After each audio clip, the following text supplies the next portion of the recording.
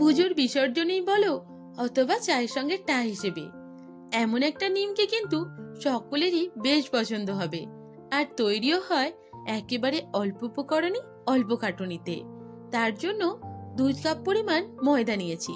এই ময়দার পরিবর্তে কিন্তু আটাও দেয়া যেতে পারে, তবে আটার নিমকি ময়দার নিমকির মতো এতটা সুন্দর টেস্ট হয় না। 1 চামচ পরিমাণ কালো জিরে, 1 চামচ পরিমাণ জোয়ান, 1 চামচ পরিমাণ বিট লবণ আর 1 চামচ পরিমাণ চিনি দিয়ে সমস্ত শুকনো উপকরণগুলোকে মিশিয়ে নিতে হবে। এই নিমকিতে এই উপকরণগুলো দিলে তেলে ভাজা জিনিস খেয়েও খুব একটা পেটের গড়বড় হয় না। আর মাঝে মধ্যে কিন্তু এমন একটা ভালো জিনিস খাওয়া যেতেই পারে। বাচ্চারাও কিন্তু খুব পছন্দ করবে।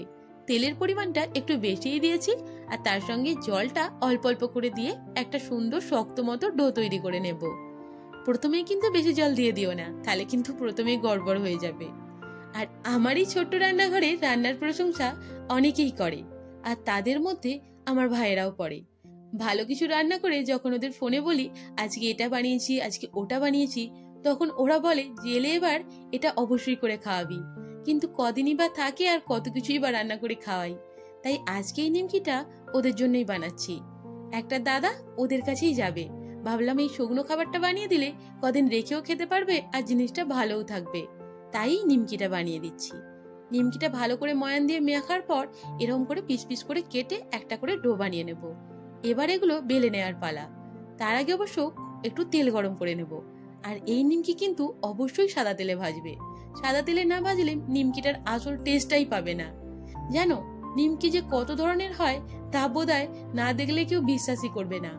আমাদের এলাকায় একটা নিমকি পাওয়া যায় একেবারে সাদা, আর সেটা ভাজা হয় একেবারে কম আছে, খেতেও বেশ সুন্দর হয়, পুরো নিমকির থেকে আলাদা খেতে, কিন্তু দারুণ মুচমুচে।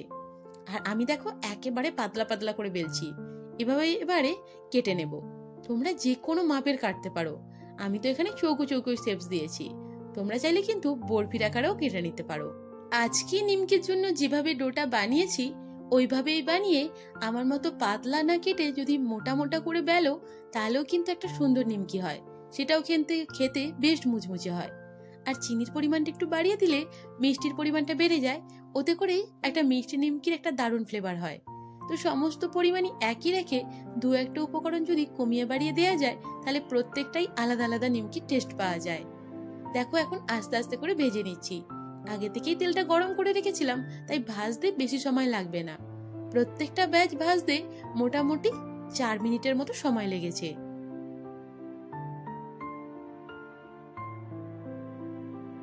আমার কোনো রান্না করতে গেলে কিন্তু নিজে সমস্ত কিছু করলে আমার আবার বেশি ভালো লাগে। কেউ একটু হেল্প করে দেবে, কেউ একটু সাহায্য করে দেবে, আমার মনে হয় যেন সমস্তটাই ভুল হয়ে যাচ্ছে। তার জন্য প্রথম থেকে শেষ পর্যন্ত আমি সমস্তটা করার চেষ্টা করি। আর জানো নিমকিগুলো যে কি ভালো খেতে হয়েছিল কি বলবো। আর এই যে খানিকটা তেল যাতে টেনে নেয় তার জন্য কিচেন টিস্যু একটু দিয়ে রাখছি, এতেই নিমকিগুলো এবার রেখে দেবো। আর ভালো করে ঠান্ডা হয়ে গেলে একটা কন্টেনারে ভরে রেখে দিতে পারো বাড়িতে স্টোর করে। আজকে অবশ্য আমি স্টোর করে রাখবো না, ভাইদের জন্য পাঠিয়ে দেব। তোমাদের এই নিমকি রেসিপিটা কেমন লাগলো অবশ্যই কিন্তু জানাতে একদম ভুলবে না। তোমাদের একটা ছোট্ট মতামত কিন্তু খুবই জরুরি, তার জন্য অবশ্যই কমেন্ট করো, আর ভালো লাগলে একটা লাইক করে দিও। চ্যানেলটাকে সাবস্ক্রাইব করতে ভুলো না। আরো অনেক রেসিপি নিয়ে হাজির হব আমার এই ছোট্ট রান্নাঘরে, অবশ্যই সকলে পাশে থেকো। আর নিমকিগুলো দেখো প্রত্যেকটা ব্যাচই আমার ভাজা হয়ে গিয়েছে। আর এই নিমকিটা এত মজমজে হয়েছে যে তোমরা দেখলেই বুঝতে পারবে, হাতের একটু চাপ দিলেই সুন্দর করে ভেঙে যাচ্ছে। এটা কিন্তু মুচমুচে নিমকির বৈশিষ্ট্য,